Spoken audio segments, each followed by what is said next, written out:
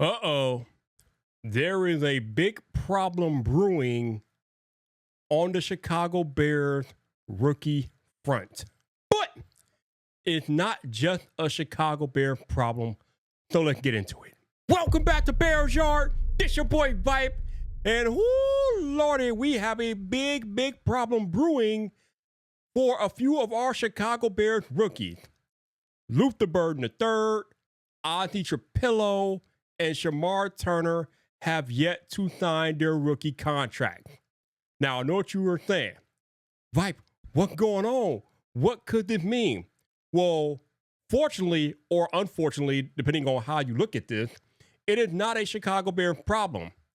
See, what had happened was the Houston Texans and the Cleveland Browns both signed their second round pick to fully guaranteed contracts, something that the NFL normally does not do. And because of this, it has every other second round pick in the holdup because their agents also want to sign their second round pick to fully guaranteed contract. But we know how the NFL owners are about money. They are not trying to pay out guaranteed contracts unless they absolutely have to. And we all know where this really originated, right? Deshaun Watson and his $230 million fully guaranteed contract from 4 or 5 years ago. And look how that turned out.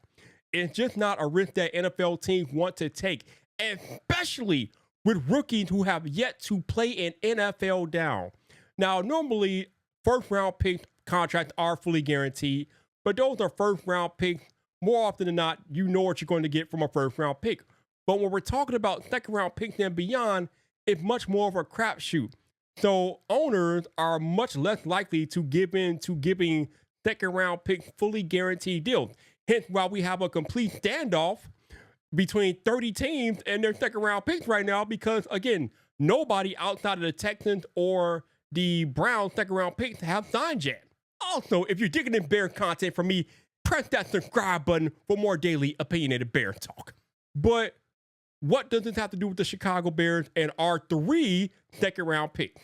I realize that Luther and Ozzie and Shamar want to stand in solidarity with their fellow rookies, and there is a possibility that our 3 second round picks could potentially hold out of training camp, which would be a major mistake, in my opinion. Again, as I said earlier, you are all rookies. You have not proven anything in the NFL. So let's say that Luther and Ozzie and Shamar decide to hold out and not report to training camp. Well, at that point, they are now risking their entire NFL careers, in my opinion, because Ben Johnson is not going to play them if they don't show up to training camp. It's just that simple.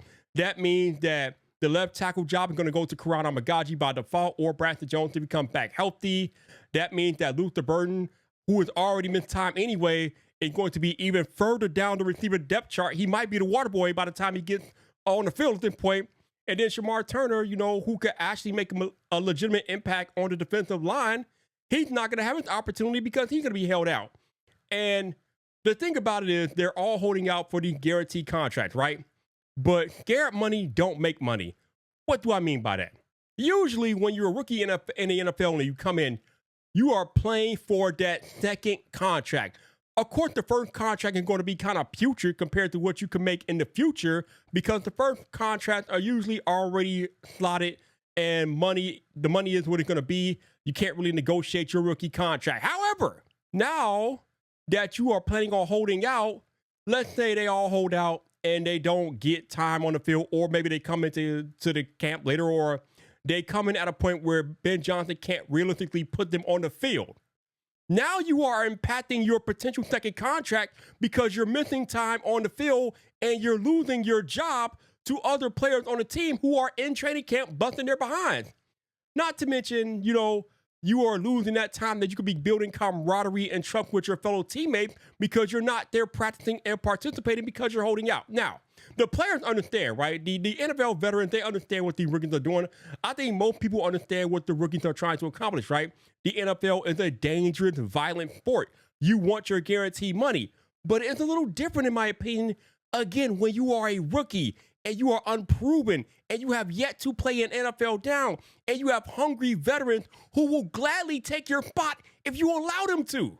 You are impacting your potential second contract if you're not available. And I'm sorry, I know that I should probably be on the player side in this, but in the NFL, the best ability is availability. And if you are unavailable, you are pretty much dead to that coaching staff. Because again, if you're not there, they're going to pass right by you and go to the players that are available to them.